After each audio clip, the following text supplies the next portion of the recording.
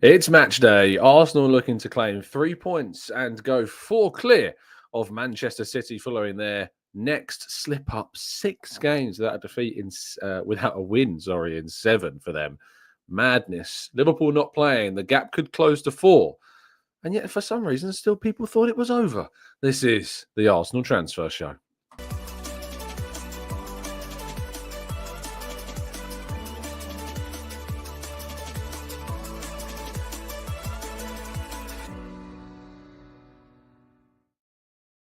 Hello and welcome to the late talk. Very much appreciate your being here for the Arsenal Transfer Show. Apologies, yes, I am a few minutes late. I was in bed. There's no excuses. There's no reasons. I made the show in bed this morning. I got the laptop out. I put the slides together and I lay back down and just didn't get back up again for longer than I should have done. It's Sunday. I was being lazy. I apologise. I'm here, and I've got no excuses. But good morning to you all. Thank you as always for tuning in and speaking with us and chatting in the chat box as always. And welcome to Sunday, which is match day. Of course, we've got to round up all of yesterday's stories, some transfer news, and of course a look ahead to today's game as well. So plenty to get through. Good morning, Black Shine, Steve, Zoom, Amira, Rich, Paul, Lee. Good morning to other Paul and Edison and Carl Olawale, Black Shine, Chima, Damien, Mubarak, Stevie, Arasilki, Barry, Patrick, James, and Granddaddy Gooner Paul. And says, I feel dirty typing this, but I want a Tottenham win today. I mean, let's go with a draw. Let's say draw, but I understand where you're coming from. Owen, good to see you in the chat box. Obelix, John, we've got Maximius, we've got Vivian, and Nick as well, and plenty more of you girls and guys as well in the chat. Thank you as always for tuning in. It's incredibly appreciated, so thank you for that. And Daniel says, I love the Sunday 2 p.m. kickoffs. Have a lie-in, watch the game, and then still have afternoon with the spend with the family. I know, it's great. I do enjoy a 2 p.m. Sunday kickoff when you're in London. That does help. When you're elsewhere, it can be something more of a challenge. But yeah, certainly so. Right, let's jump to today's stories, shall we? We kick off with a rounding up of yesterday's Premier League action and looking forward, of course, to today's. First game of note, of course, was suspended. At one point yesterday morning, there were still rumours going around that were designed to kind of to trick people into thinking that the game between Everton and Liverpool was indeed put off. And then, you know, the weather happened, Storm Dara coming in, and it was incredibly windy, even over in the eastern side of the UK here yesterday. But on the western front of the UK, it was very bad. And for that reason, Everton's game against Liverpool was indeed postponed and will be rescheduled for a later date. It could be falling as late as week 33, perhaps, of the season, which would be quite an incredible late rescheduling and a very late part of the campaign for them to take on such a fixture. But they will be, I think, frustrated with this. It's not a good thing for Liverpool. It's not a good thing for Everton to have that game delayed. It's a good thing for Arsenal. But certainly it is a very frustrating one for both of those Merseyside clubs. Brentford with another very impressive home victory. Arsenal go to Brentford on New Year's Day, and we need to be wary of the fact that they are extremely good at home this season, scoring very early goals, very consistently. Newcastle United, the victims this time, 4-2 win for Brentford. Some fantastic goals scored. Alexander Isak on the score sheet once again as well. Instinctual header to score past Flecken. Aston Villa got back to their winning ways. John Duran with a goal, 1-0 against Southampton, who continue to be very unlucky still at the bottom of the table. I still think they deserve much more than what they're currently getting. But the big result of yesterday was the other 3 o'clock kickoff. Crystal Palace 2-2. Manchester City down to 10 men. Rico Lewis being sent off for a second bookable offence. Taking the lead twice in the game. Man City having to try and claw their way back for a point. Leaves them now a point behind Arsenal with a game played extra. Arsenal can go 4 points clear of Man City with a victory. And then later in the day, Ruben Amorim's season just gets worse. Manchester United 2, Nottingham Forest 3. Very entertaining game, some fantastic goals and hilarious moments. I mean, in those final seconds as Andre Onana is trying to get an equaliser for Man United, he's throwing the ball forwards, trying to gain some incremental feet where he can take the free kick from and gets asked to put the ball back, wasting loads of time. But also Onana in goal was just an absolute travesty. The Morgan Gibbs-White goal is hilarious. The Chris Wood header mix up between Onana and Lissandro Martinez as well is just Bruno Fernandes, I think.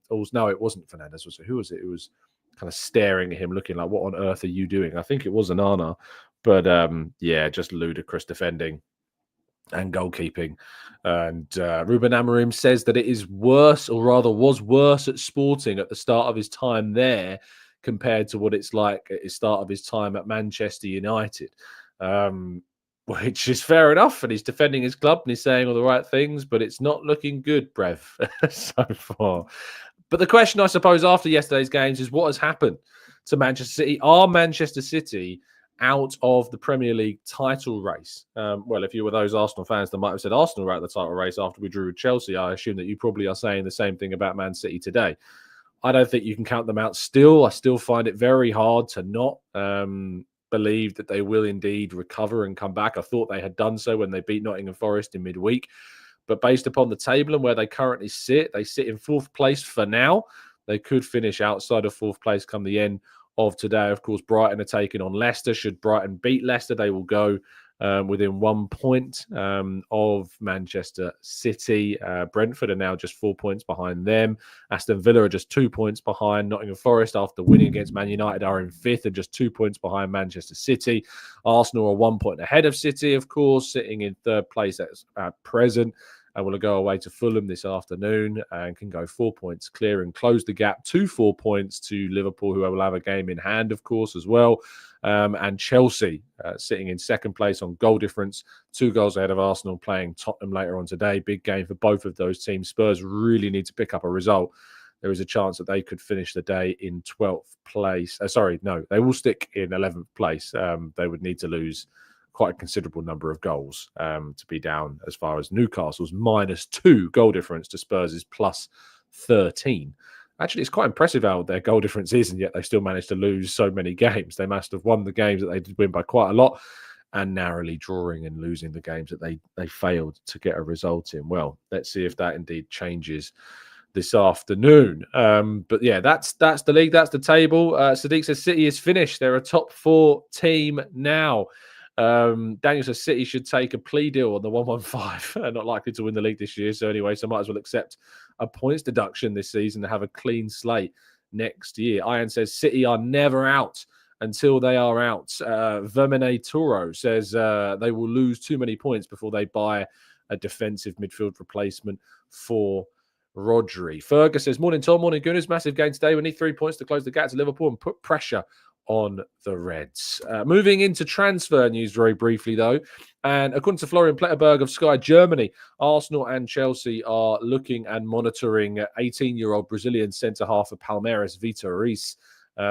He's a target of both clubs, supposedly as a potential young budding talent that could be looked to be signed. It would be ironic, wouldn't it, that as soon as Edu leaves the club, Arsenal finally start to make some moves in the South American market to some highly regarded players. Vitor Reis has been talked about by quite a number of clubs, actually. I've heard his name come up before, so it's not like this one's coming out of the blue. He is a name that has been in and around some of the big club names as scouting continues for these top youth and young talents. But Vitor Reis, a supposed target for Arsenal, maybe in January, maybe in the summer.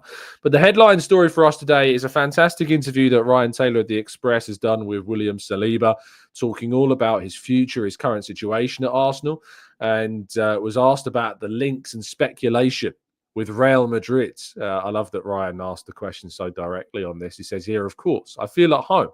I signed for the club 5 years ago, but it's only my 3rd season and I'm enjoying everything. The players, the staff, the fans. So why not? When asked about, staying for the long term with Arsenal, which I think is a really good commitment verbally to the idea of staying with Arsenal for the long term, which is really, really good. He was asked about kind of the title race at the moment. He said everything is possible. The season is very long and we've experienced that in the past 2 years and we have to just focus on ourselves. We are still only in December, so there are still a lot of things that can happen. And if you want to read the rest of that piece, I recommend you go over to The Express and read the rest of Ryan's article and interview with William Saliba, because it is indeed very good. So I don't want to take away all of the credit by reading out the entire interview on the website on the channel. So go over and read the rest of that. He talks about Gabriel. He talks about kind of getting consecutive wins together. Talks about a lot of things. So go over and give that a read. And I recommend you go and do that. Right. let's go to part 2, shall we? And your questions, a little preview of the Fulham game and some more right after this.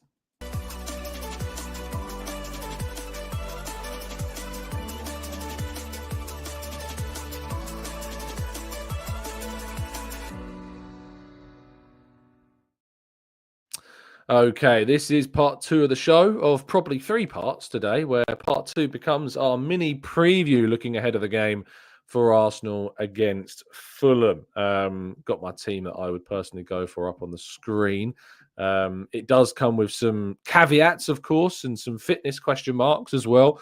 Gabriel and Calafiori, we are still unaware or out of the know about whether or not either will be fit to play or fit to start this game.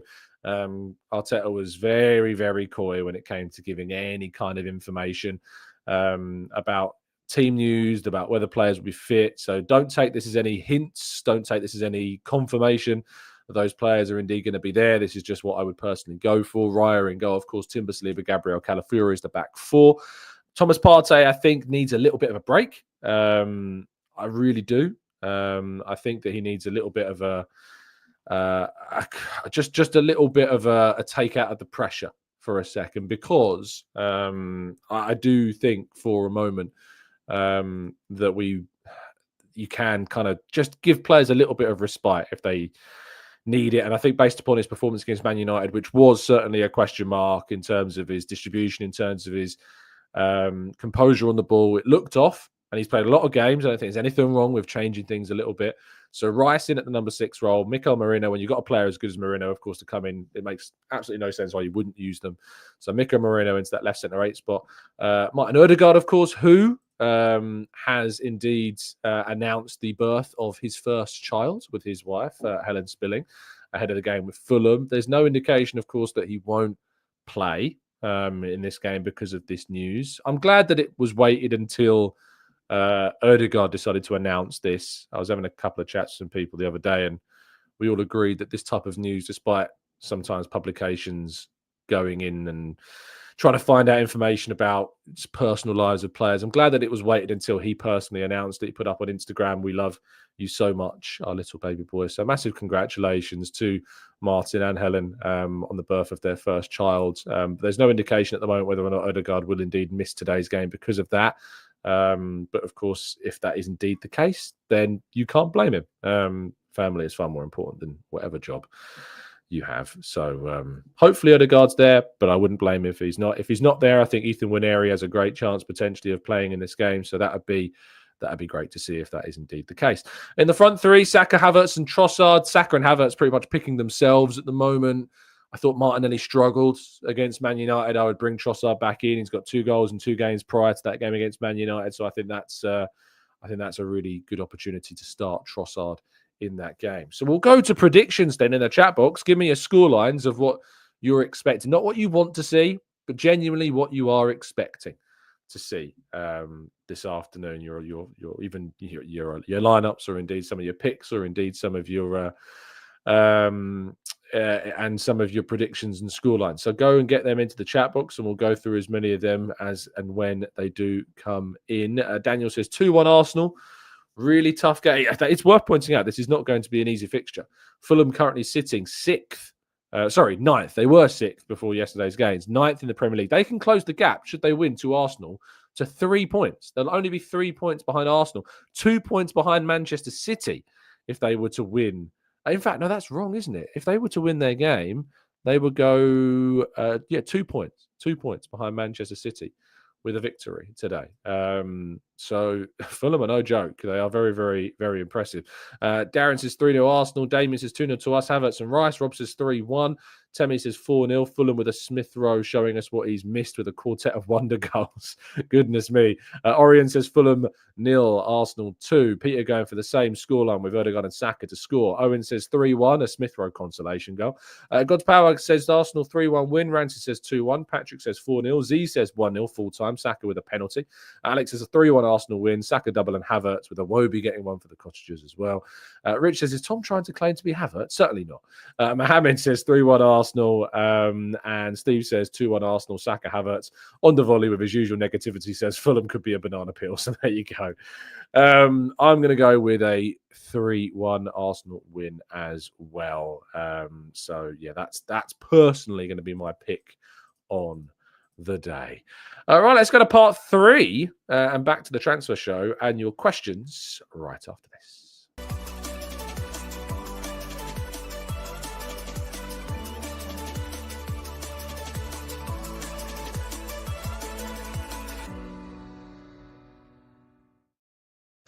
Okay, just before we jump into part 3, got a couple of things to do. First of all, thank you very much for those that have dropped us a follow on Blue Sky. If you haven't done so already, please make sure you are following us over there. I'm trying to do the majority of my discourse surrounding the club and posting about things over on there. So yes, please do follow us. We hit 1,000 followers on Blue Sky. It's just so much better than Twitter. Twitter's a horrible place to be. I don't know if you saw this. I am still relatively active over there, but like I saw Charles Watts tweet yesterday. I don't know if you saw this, but he tweeted about the Liverpool game being called off. He says, not ideal for Liverpool having the derby called off today. We'll have to be squeezed in somewhere during that packed schedule after Christmas, probably midweek under the lights at Goodison. Never easy. To which he then tweeted one of the responses from an account that has tens of thousands of followers on Twitter that just turned around and just abused him for just saying that it's never going to be easy for Liverpool and that it's not ideal for them. And someone just replied to them who's got a sizable following on social media and just turns around and abuses Charles. Like that's what Twitter is. It's little cowards hiding behind anonymous accounts saying horrible things. And yeah, it's mad. So yeah, come over to Blue Sky and enjoy what is a much nicer place to be, to have some respectful football chats and to put out some footballing opinions as well. So come over and join us over there. Next, of course, is the shirt. Today's shirt is a Fiorentina shirt from when I visited Florence, although this was from about 8 years ago. So it is quite tight. It's I'm definitely not a 30-year-old when I bought this shirt. It is much snugger than some of the other shirts that I've got. And of course, with it being December 8th, we need to go to our advent calendar. Number 8 in the middle of that. And it is, oh no, I've got a bad feeling. Oh, guys, I hope that this is the worst thing to happen to me today, because not ideal. Not ideal. Oh dear. Oh dearie. Hold up all the way. Anyway, let's jump to your questions now in part 2 and go through some of your thoughts on any of the topics that we've talked about in this morning's show. Henke Ho says, Tom, does corner goals still count? I saw a Manchester United fan saying they don't after the Arsenal game. Well, if corner goals didn't count, then maybe Man United might have won a game in the last 2 fixtures they've played. So it's just a shame that they do. Isn't it funny, the discourse surrounding corners, like something that has existed within the sport for however many decades, and all of a sudden, just because Arsenal are scoring, a couple more, or even just one more than any of the other sides in the league at the moment, that it's all becoming a big furore. Arteta being asked about the comparisons to Stoke City in his press conference as well. And you want to be the king at everything. I don't mind that whatsoever. If we're scoring goals, I don't quite care how we're scoring them. RRDM says, I hope to see Partey. I think he's earned his place in the team this season. Let's be patient till he leaves by the end. I predict Arsenal win by 3-0. I just think there's times where you can kind of give players a rest when you've got competent competition for players like Mikel Merino. And I think, in a pretty poor game against Man United, to be fair, with some of the instances and some of the mistakes he made, and it's nothing wrong with swapping players out.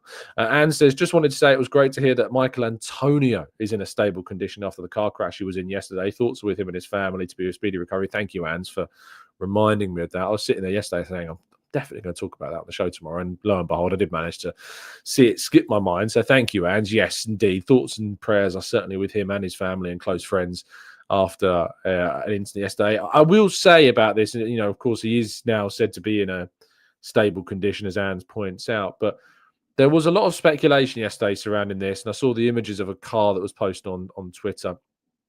I still don't know if that's been confirmed necessarily to have been indeed the car that was involved in the crash, but before it was confirmed, or even yet is still to be confirmed, the fact that that picture was being banded around social media and attached to images and stories before the confirmation, or even I don't even know whether or not it's still confirmed yet.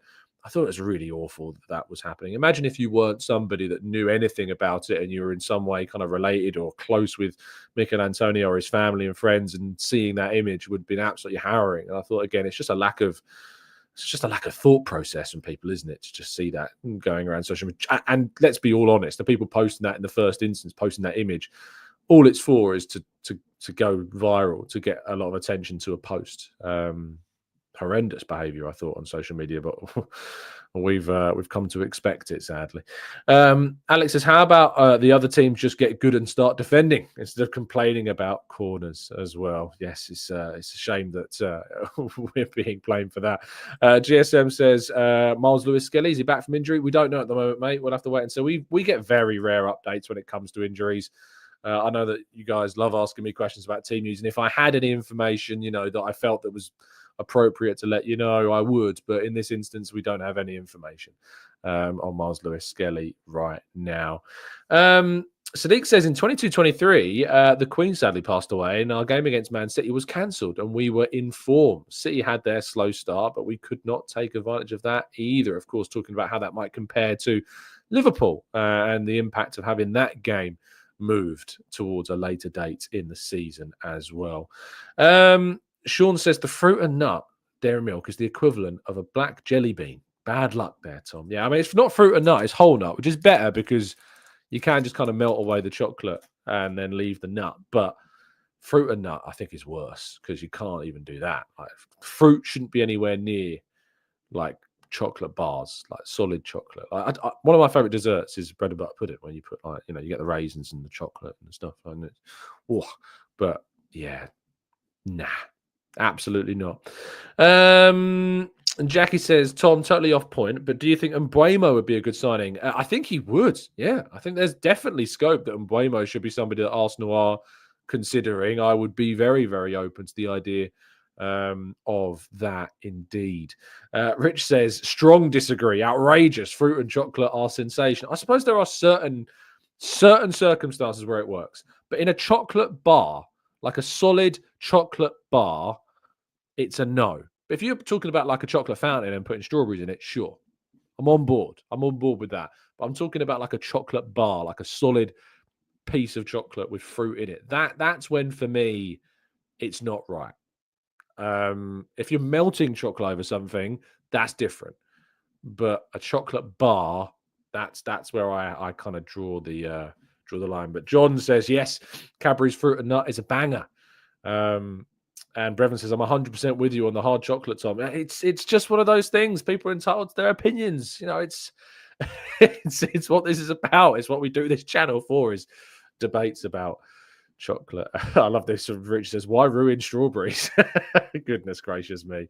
Alex says, 89, Liverpool had to play a game later in the season, and look what happened, of course. Well, that was a very, very different scenario, of course, with the Hillsborough disaster. And we know the impact. So very different situations emotionally. Of course, there's something much greater attached with that incident, but it's a fair example to point out about what can happen when teams are forced to have their schedules change for a variety of different reasons.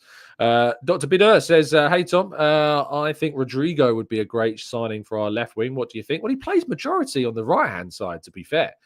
So I'm not sure, because, as I say, the majority of his time is played on the right-hand side. Ant says, my nan made the best bread and butter pudding, Cole Sanders passed away with her recipe, a secret recipe. It's just one of the best desserts there's out there. Let's be honest. Chris says, what about dairy milk waffles or dairy milk pancakes? We're not going there. We're not going into the I nearly said wancakes. Brilliant. Yeah, I'm not going into that debate. Waffles and dairy milk pancakes. Brilliant. Ransom says, I agree with Tom. Fruit shouldn't be anywhere near chocolate. We're going off topic. Carl says, have I accidentally tuned into Latte Firm? You might have done. We're doing a bit of a snack check this morning. But we've crossed into the world of food Right, we've escaped football. What we have is people then complaining. It's like, oh, Tom waffling on.